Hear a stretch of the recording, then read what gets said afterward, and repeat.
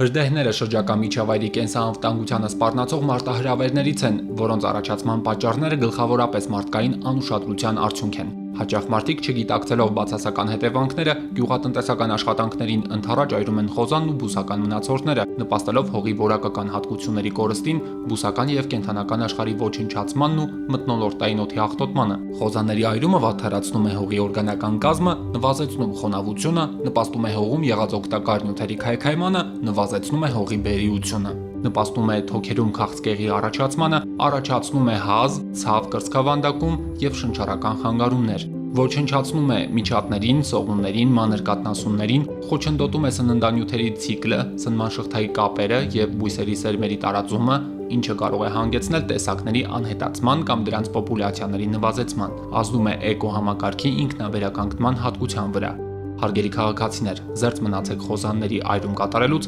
պահպանելով շրջակա միջավայրի կենսաբազմազանությունը, իսկ նկատած հրդեհի կամ ծխի դեպքում զանգահարեք 911 հեռախոսահամարին։